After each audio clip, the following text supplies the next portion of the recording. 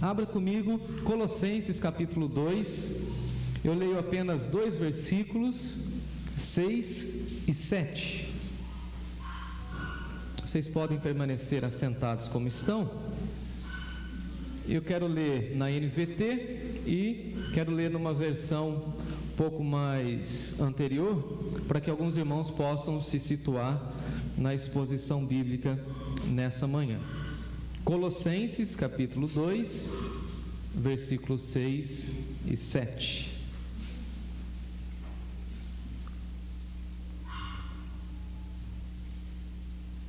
Diz assim o texto sagrado na NVT, que é o que está aqui na tela. E agora sim, como aceitaram Cristo Jesus como Senhor, continuem a segui-lo. Aprofundem nele suas raízes e sobre ele edifiquem suas vidas. Então sua fé se fortalecerá na verdade que lhes foi ensinada e vocês transbordarão de gratidão.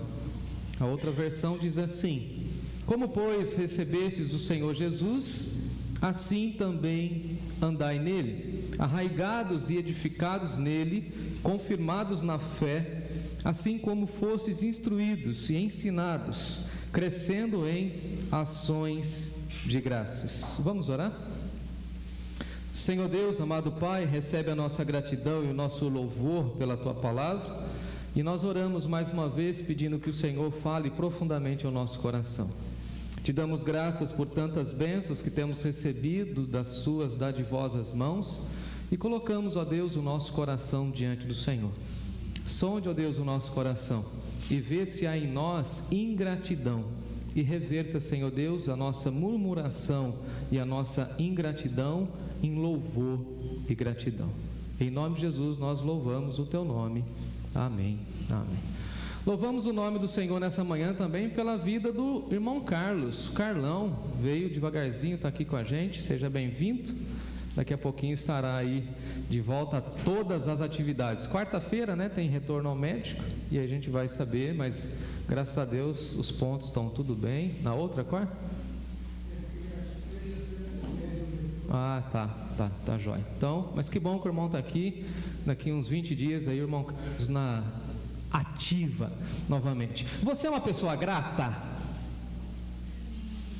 Você manifesta gratidão a Deus e às pessoas que estão à sua volta com facilidade? Pensa aí. Você sabe o valor da gratidão? Agora você sabe também como é doloroso a ingratidão? Alguém já foi ingrato ou ingrata com você? Agora, nós sabemos que a gratidão tem um peso muito grande na nossa saúde emocional, e a psicologia moderna já tem dito a nós que isso, inclusive, é reflexo da nossa espiritualidade. Uma pessoa que investe muito na sua espiritualidade, logo se torna uma pessoa grata, logo se torna uma pessoa mais feliz, mais amável, mais fácil de lidar. Você pode perceber que as pessoas ingratas são difíceis de relacionamento. É duro, é difícil, é complicado lidar com pessoas ingratas, com pessoas amarguradas, com pessoas que têm uma postura de não se render em gratidão e louvor diante de todo o cenário que a vida oferece a ela. É aquela pessoa que você encontra e cumprimenta e parece que ela não tem nenhum motivo para agradecer. Por exemplo, aquela pessoa que você encontra e você diz assim, você nem conhece, mas você quer ser gentil e bondoso, e fala assim, bom dia, e a pessoa fala assim, bom dia para você, e já começa a descarregar 1000 coisas sobre você. Você fala assim, olha, eu espero que o dia esteja bem, ou quando a gente fala assim, a gente encontra alguém, a gente quer puxar assunto, na padaria, no elevador, por exemplo, aí você fala assim, será que vai chover? Quem aqui já fez isso? Será que vai chover? Aí o camarada fala assim, mas se chover vai destruir tudo. E aí ele é pessimista. Ele não consegue ver pelo lado da gratidão. Agora veja comigo que desde Gênesis nós aprendemos que Deus é bom e que a rebeldia do homem por conta da sua pecaminosidade o contamina de tal maneira que ele não consegue agradecer. Ele não consegue estar na presença de Deus, viver no jardim, se alimentar de todos os frutos que o Senhor concede sem manifestar gratidão. E parece que Adão, depois de conversar com a maldita serpente, fica contaminado pela ingratidão e ele não consegue mais ver tudo aquilo que Deus está fazendo pela ótica da gratidão. E eu gosto da frase do Francis Schaeffer, quando ele diz assim: o início da rebelião dos homens contra Deus foi e ainda é a falta de um coração agradecido. A nossa rebelião é porque nós não temos um coração agradecido, porque nós não sabemos agradecer. E Paulo vai varrer a carta aos Colossenses dizendo: sede agradecido, manifeste gratidão, viva pela ótica da gratidão. Lembre-se inclusive que o ar que você respira é graça de Deus, é manifestação da bondade de Deus. Então seja grato pela sua saúde. E nessa semana eu tomei um confronto. O meu amigo médico, tive com ele, ele perguntou assim para mim: ô Jefferson, qual que é o seu maior patrimônio? Eu falei: mas não tenho dinheiro. Ele falou: patrimônio, o que você tem de valor? Um amigo, bem amigo mesmo. E aí eu briguei com ele e falei assim: não, eu vou falar sério agora, o maior patrimônio é a minha família. Pensei que eu ia acertar diante do médico. Ele falou assim: não, o seu maior patrimônio é a sua saúde, porque se você não tiver saúde, você não tem família, e se você não tem família, você não tem igreja. Eu falei assim: já entendi, não precisa bater tanto. Aí ele falou: faça isso também no púlpito, quando você começar a bater, você já recolhe. Seja grato, o ar que você respira, a família que você tem, a igreja que você tem, o alimento que você tem. Você e eu não temos dúvida se nós nos alimentaremos hoje. Louvado seja do Senhor por isso. Temos um medicamento lá na nossa casa, louvado seja o Senhor por isso. Então nós precisamos crescer em ações de graça. E veja que o texto fala sobre isso. E nós pecamos quando nós não enumeramos as bênçãos de Deus e quando nós esquecemos de lembrar tudo aquilo que o Senhor fez e está fazendo por nós. Então não deixe o seu coração inclinado para a ingratidão, para a rebeldia. Aquele coração que murmura, aquele coração que reclama, aquele coração que fica inclinado a ver as coisas negativas. Você conhece gente assim? Tudo ele vê pela ótica do pessimismo. Já o cristão, ele olha para as circunstâncias da vida falando assim: em que eu posso dar graças a Deus? E aí vem o salmista e diz: que darei eu por todos os benefícios que o Senhor tem concedido a mim. Outro texto: bendize a minha alma ao Senhor e tudo que é em mim, bendiga o seu santo nome. Bendize a minha alma ao Senhor e não te esqueça de nenhum só dos teus benefícios. E aí a gente vai acompanhando no Antigo Testamento como as expressões de ações de graças eram voltadas para o louvor, e eles faziam cânticos de ações de graças. Eu lembro, por exemplo, quando Moisés está passando com o povo pelo Mar Vermelho, quando ele acaba de passar, ele faz um cântico. Você já leu aquele cântico? Maravilhoso. Êxodo capítulo 15, o cântico de Débora, por exemplo, em Juízes, o cântico de Davi, lá em 2 Samuel, por exemplo, também incrível, o cântico de Davi, quando ele vai consagrar tudo aquilo que ele recebeu para o templo, e uma das frases marcantes: tudo que temos veio das tuas mãos, e nós a ti apenas devolvemos. Quantas vezes pensamos que aquilo que temos é nosso e não reconhecemos que foi o Senhor quem nos deu? E aí nós perdemos grandes oportunidades de agradecer a Deus e de reconhecer que Deus está em todos os momentos, inclusive nos abençoando tremendamente. Eu gosto de uma frase do Einstein, quando ele diz assim: só há dois modos de viver a vida. É reconhecendo que nada é milagre.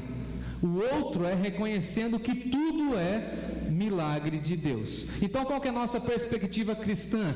Viver a vida reconhecendo que tudo é milagre de Deus, inclusive você se levantando nessa manhã e reconhecendo que a vida é milagre de Deus. Quem viu a foto da Ilza no grupo do WhatsApp da igreja? Quem viu?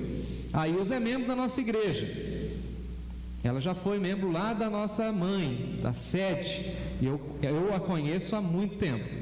E fui visitá-la depois de muito tempo, já faz o quê? No mínimo uns quase 5 anos que ela não pode vir à igreja. Ela está numa clínica bem cuidada, e eu achei muito, muito bonito o carinho da família. E agora tivemos, depois da pandemia, acesso à irmã Ilza. E aí então chegamos lá para ver a irmã Ilza, e aí a primeira coisa que Natália e eu falamos para ela, vimos outras mulheres lá na clínica, outras em outros estados de saúde, algumas mais debilitadas, enfim. E aí uma senhora que estava do lado dela não pode se levantar da cama. E aí quando nós perguntamos para ela, e aí, está tudo bem? Como a senhora está?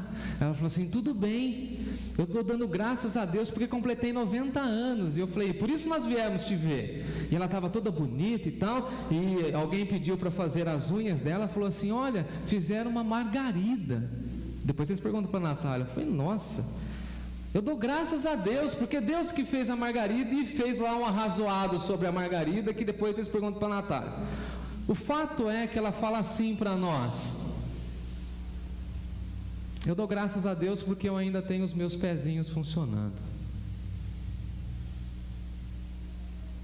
E a Natália segurando numa das mãos, eu segurando uma das outras, e ela, eu posso levantar de madrugada e tomar água. Inclusive foram feitas as unhas dos meus pés. E ela começou a falar, e eu com a voz embargada, eu peguei, cadê o lenço? Eu falei assim, eu nunca dei graças a Deus pelos meus pés. E aquela irmã com 90 anos está me ensinando que eu preciso dar graças a Deus porque eu estou me locomovendo. Vocês estão entendendo? Tudo na vida de um cristão é um milagre. Tudo. E nós não reconhecemos. E nós não enumeramos as bênçãos. E nós não falamos para o Senhor tudo aquilo que nós queríamos agradecê-lo. Veja que o texto vai dizer para nós que nós recebemos o Senhor Jesus. E essa expressão receber tem a ver com uma transmissão de uma tradição. Em outras palavras, Paulo está dizendo para ele, sejam gratos porque vocês receberam a tradição apostólica de dizer, Jesus Cristo é o meu Senhor. E nós hoje podemos declarar, depois de 2000 anos, que Jesus Cristo é o nosso Senhor e que nós recebemos não somente a mensagem cristã, mas nós recebemos o próprio Senhor Jesus no nosso coração. Louvado seja Deus por isso. Dá uma olhadinha aí no texto, versículo 6, assim como aceitaram Cristo Jesus, em outras versões, assim como vocês receberam Cristo Jesus como Senhor. E essa construção de Paulo é muito interessante, porque ele vai falar do Cristo, do ungido de Deus, do Messias de Deus, do Jesus que é o nosso Salvador e do nosso Senhor que é o Quírios. 3 expressões teológicas para dizer que nós recebemos a mensagem cristã. Agora é interessante porque nós como pecadores temos a possibilidade de aceitar, de receber, mas o texto bíblico também vai dizer para nós que muitos rejeitaram a mensagem de Deus. E aí tem um ditado popular que diz o seguinte, todos nós somos filhos de Deus. Aí vem João escrevendo as expressões de Jesus, quando Jesus diz assim, mas a todos quanto o receberam. Você tem que receber a mensagem cristã e receber Cristo Jesus no seu coração. É por isso que nós falamos o seguinte, o nosso coração é morada do Salvador. Os discípulos ao caminho de Emaús, quando falaram para Jesus, ó Senhor, fica conosco, faz do nosso coração a tua pousada, ó Deus. E Paulo está falando para nós, olha, vocês já receberam o Senhor Jesus. Agora, fazendo a lição de casa, eu entendi que no Novo Testamento, por exemplo, Jesus é apresentado 22 vezes como Salvador. Agora, Jesus é apresentado 650 vezes como Senhor, mostrando a ênfase no senhorio de Jesus. Você vai se lembrar de pessoas que dizem, Jesus é meu Salvador, mas que não se submete a Ele. Conhece? É fácil dizer, Jesus é meu Salvador. Agora, você quer viver debaixo do senhorio dele? Você o chama de Senhor e vive submisso à sua palavra, à sua vontade? Veja que Paulo vai ampliar essa discussão quando ele fala o seguinte: olha, andai nele, continue a andar nele. Não é somente uma profissão de fé, é também uma continuidade. E andar aqui está relacionado à prática, a como nós conduzimos a nossa vida. E veja que nós não gostamos de ordem. Quer ver? Quem aqui gosta de receber ordem? Nenhum pecador gosta, né? Fala para o Timóteo, fala assim, isso aqui não estou pedindo, estou mandando. Fala, mas eu não gosto de receber ordem. Falei, nenhum pecador gosta. Fica na sua e faz.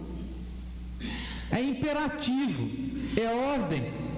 Não é só para você receber Jesus, é para você andar nele. Agora, andar nele, andar com ele e andar por ele. Se eu tivesse tempo eu explicaria tudo. Andar por ele, andar levando a mensagem dele, andar com ele no discipulado, e no discipulado ele vai tratando o meu e o seu coração, amém? Ele vai conversando com a gente, ele vai mostrando, ele vai apontando, tira isso, põe isso, recolhe isso. Você está muito amargo hoje, dá um sorrisinho, é ele que vai apontando. Cadê os frutos do Espírito Santo? É ele que vai apontando. Não, você foi muito rude. É o Espírito Santo com Jesus ali trabalhando com você, lembrando que Jesus falou que estaria conosco todos os dias. Anda com ele que é sucesso, não tem como dar errado, e você e eu seremos bem-sucedidos na nossa caminhada. Agora veja, se no batismo nós declaramos que Jesus é o Senhor, é na vida que nós vamos demonstrando que de fato nós estamos submissos a Ele, e que Ele é o nosso Senhor, e que nós não temos mais a palavra última. Louvado seja Deus por isso. Não somos nós mais que governamos a nossa história, a nossa existência, o nosso dinheiro, a nossa saúde, os nossos recursos. Então, quando você estiver diante do médico, inclusive dê um testemunho, que o médico gosta de fazer isso. Por que você está preocupado com isso? Você fala assim, eu quero ter boa saúde, ô doutor, ou doutora, para poder continuar vivendo bem a minha vida para a honra e glória do nome do Senhor. Eu quero uma situação melhor, profissional, porque eu quero cuidar bem da minha família e quero investir na igreja. E quero agradecer a Deus por isso. E não vou levar lá o meu dízimo e minha oferta com aquela cara de triste. Alguém arruma, Valneide, arruma um envelope para mim, rapidinho, 1, 2. O coração do ingrato. Eu não fiz aula de teatro, mas eu vou tentar. Bora, obrigado. Eu fiz sim. Aí chega lá o ingrato. Ele recebeu o pagamento. Ele precisa fazer Você vai tirar foto. Vai cuidar do seu filho. Estou brincando. O ingrato. Ele separa lá o dinheirinho dele. Com uma dor no coração, ele conta as notas 30 vezes para ver se tem uma a menos, uma a mais. Aí ele vem, você viu? Ele vem aqueles passos largos.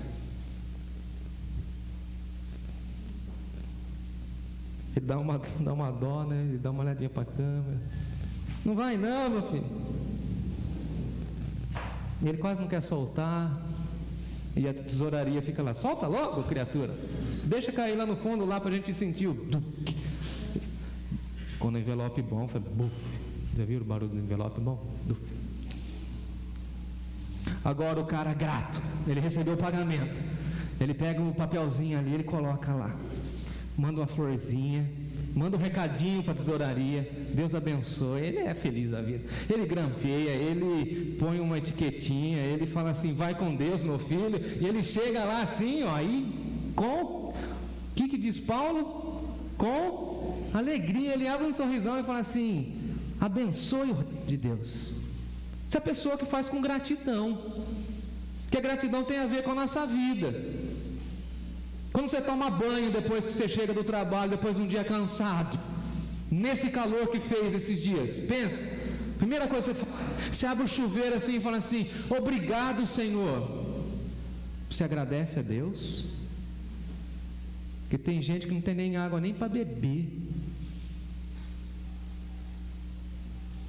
Tem gente que nem sabe o que é um chuveiro elétrico, e você não é capaz de agradecer.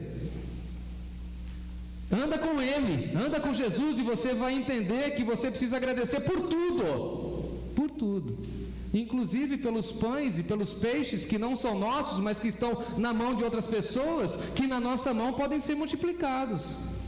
Ele dá graças a Deus, inclusive no velório.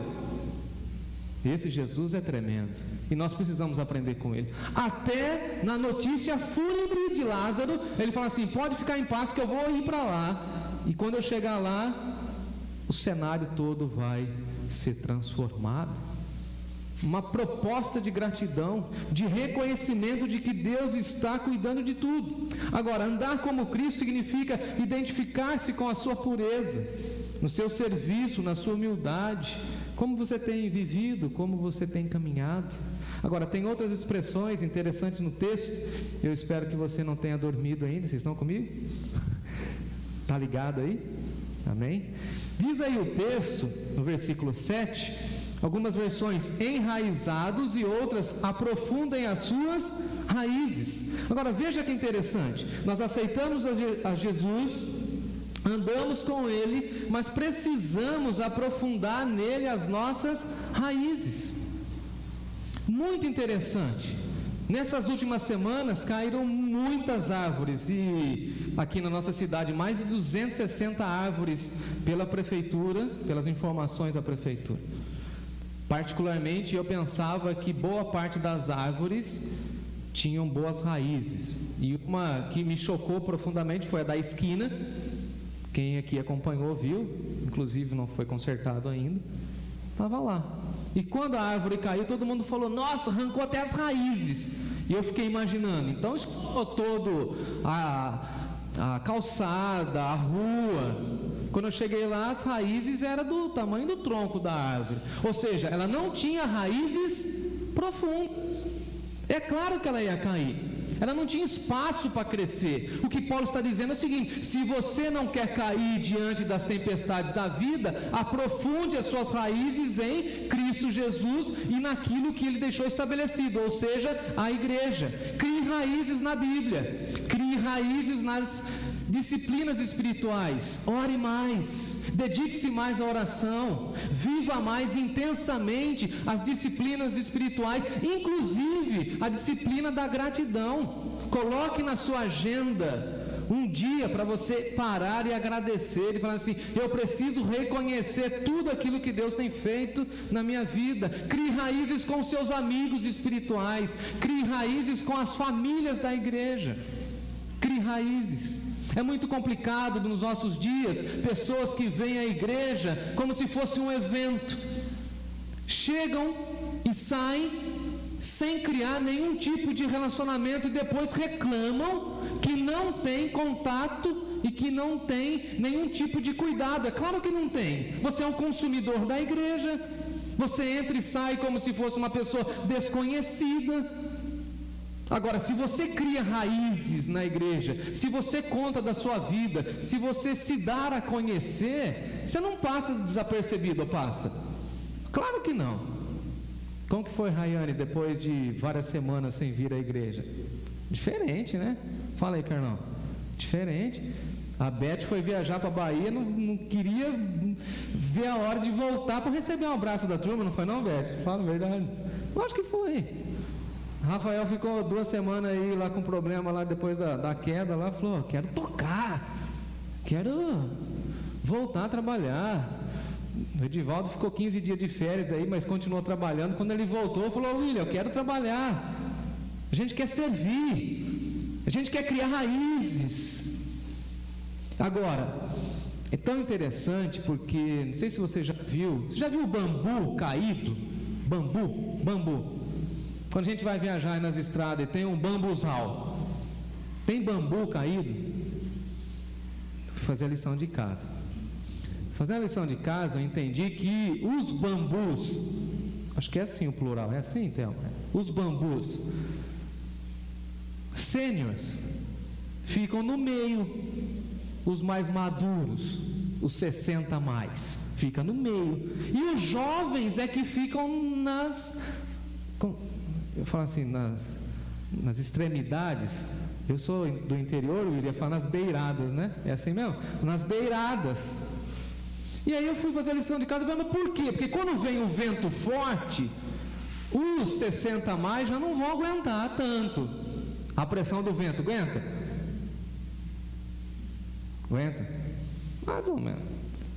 Agora, os jovens sim. E aí por isso que o bambu enverga e os jovens protegem os sêniores. Interessante. E aí eu falei o seguinte, e as raízes? Fui estudar então sobre raízes. As raízes lá por baixo estão todas entrelaçadas. E se você puxar um bambu, você não consegue puxar um. Quando você puxa um, sai 300 bambus. Isso acontece na igreja. Se a gente cria raízes, não tem como alguém tirar a gente da fé e a gente permanece firme para a honra e glória do Senhor Jesus. Então cuide de quem está do seu lado e deixe ser cuidado. Crie raízes na igreja. Não seja aquela pessoa que ninguém sabe o seu nome, ninguém sabe nada da sua vida, ninguém sabe nada do seu filho, ninguém sabe nada dos seus netos. Não, deixa a sua vida transparente na igreja. Ou você tem alguma coisa a esconder? Olha o que Paulo diz, nós somos enraizados em Cristo Jesus, e uma vez plantados na igreja, ninguém vai derrubar a nossa vida. Amém, glória a Deus. Ele está falando aqui daquela expressão de Isaías, quando Deus diz o seguinte: eu plantarei vocês e vocês serão como carvalhos de justiça, ninguém derruba, e vocês ficarão plantados na casa do Senhor para todo sempre. Amém e amém. É por isso que a Bíblia vai falar o seguinte: de geração em geração, as próximas gerações servirão ao Senhor. O fruto de uma árvore com boas raízes é um fruto bom, de qualidade. Agora, toda árvore, segundo Jesus, em João capítulo 15, de vez em quando precisa de umas poda. E no dia que ele for te podar, não reclame, não fique bravo, não fale nada, deixa ele te podar. Na casa pastoral tem um pé de acerola. Eu amo acerola. Aí no frio, fui fazer a minha lição de casa, Angelita, descobri que tinha que ser no frio. Aí fui lá e podei um pouco ela assim. Aí você matou a árvore. Bem na época do frio. Falei, agora vai cair todas as folhas e eu vou jogar um adubo e é um senhorzinho meio entrão, sabe, aquele cara meio chato. Tem vizinhos bons, mas tem os chatos também. Xarope. Praguejou sobre a minha pé de acerola, não sei como chama. Então vamos fazer o seguinte, vamos fazer um combinado. O dia que ela começar a frutificar, o senhor passa aí, eu te dou 2 frutos só. Só para o senhor falar assim, não fiquei com dó dele, eu deixei ele apanhar. Ele passou esses dias lá e falou, nossa Jefferson, está cheio. Eu falei, pode pegar à vontade agora. O dia que o senhor vê alguém podando alguma coisa, o senhor fica calado porque o senhor sabe. Eu também não sabia.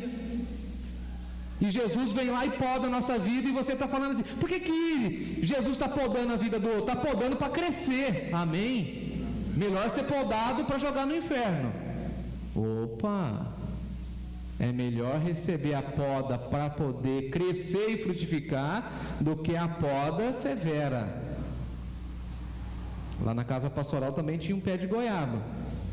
O pé de goiaba estava se inclinando para a casa do vizinho, precisamos cortar, né, Zé Maria? Deu uma dó, o Mário também ajudou, deu uma dó. Era melhor cortar do que derrubar a casa do vizinho. Virou tudo tora. E o nosso amigo lá levou para queimar no forno de lenha. mas é melhor ser podado. Então crie raízes com Deus, na igreja, nas amizades, crie raízes com pessoas espirituais, crie raízes com pessoas de oração, crie raízes, e fique confirmado na fé. Essa expressão de Paulo também é muito interessante, porque confirmado aqui tem a ver com algo fixo, estável, firmado, e essa expressão é do cunho jurídico. Quando alguém falava o seguinte: vamos firmar um contrato, e aí então o advogado falava assim: você firma o seu compromisso? Aí a pessoa de um lado: eu firmo o meu compromisso, e o outro do outro lado: eu também firmo o meu compromisso. Então os dois estavam confirmados, apalavrados. Então é isso que Paulo está dizendo. De um lado nós temos um Deus que não muda, que fala o seguinte: eu desejo que você fique firme. E de outro lado temos nós que somos vacilantes, que nós precisamos falar assim: Deus, eu faço um compromisso hoje que eu vou permanecer firme na tua presença. E cada dia, irmãos e irmãs, nós precisamos falar o seguinte: eu decido permanecer firme na presença do meu Senhor e Salvador. Amém? Porque se você não fizer esse compromisso, você vai escorregar, você vai cair. Eu me lembro de uma canção que o Lucas estava ensinando com Vanessa para os adolescentes no Acampa Dentro.